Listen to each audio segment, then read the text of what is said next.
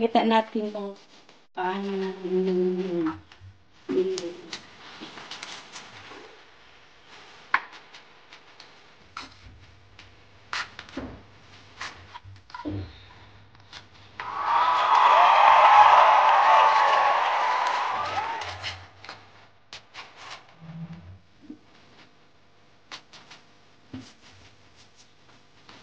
yung dapat.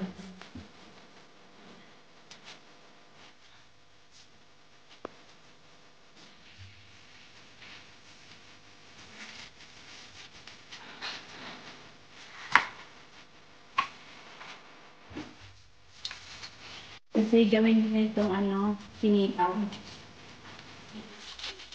Tapos yung lamang tang, ginilang.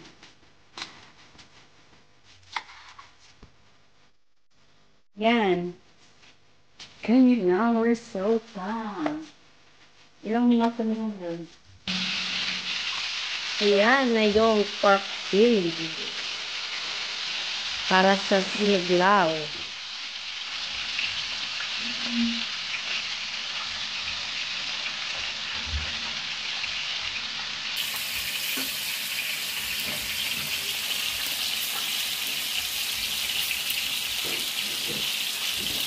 Yun ako!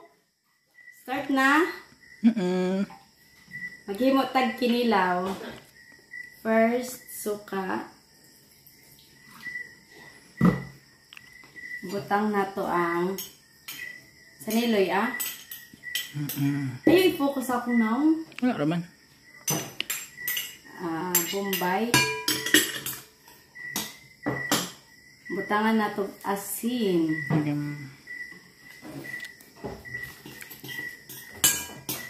Butangan na to kalamansi.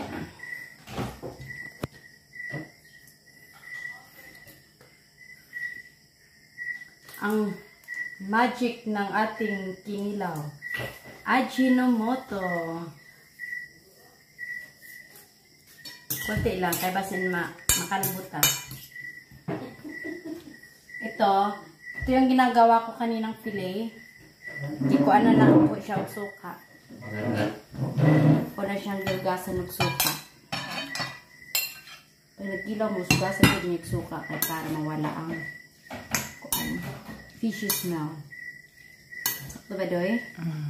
Next natin nilagay ang pipino o radish.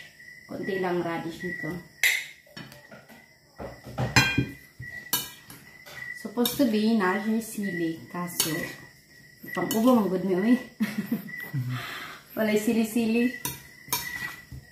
Tapos, idugang na to ang sinugba na nasunog. Hapit wala masunog. Sinugba na hapit wala masunog. Mix.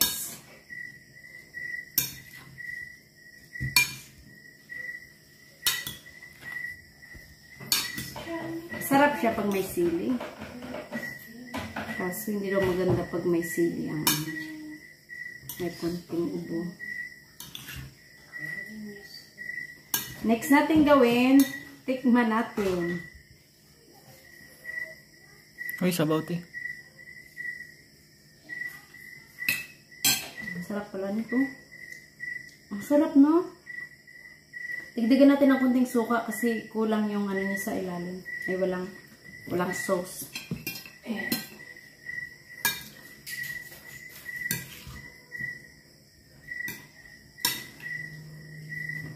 May sauce na ba? Pero yung lasa ng sarap pala. Alam niyo guys kung bakit sumasarap yan. Kasi yung isda, fresh na fresh. Kanina pa yan nahuli. Nahuli sa dagat. And then of course, meron tarang Ajinomoto. Pampalasa ng buhay. Pocholo, anya na ka? Lami ko ayo. Sarap. Lami, no? Ang sarap. Kalimot ka sa imong uyab. Asang oyab? Wala. Sarap, guys. Sarap. Fresh Naano na ako fresh. simple maghimog sinuglaw. Of course, para di masayang ang isda. Oh my God. Yung isda na, ito yung isda na pinagkukunan namin ng laman. Piniprito ko siya kasi nga May kunting laman pa naman kasi tapos ibigay namin sa aso. Pagkatapos. Ito na yung aking sinuglaw. Lamig Perfect. kaayo. Perfect. Perfect na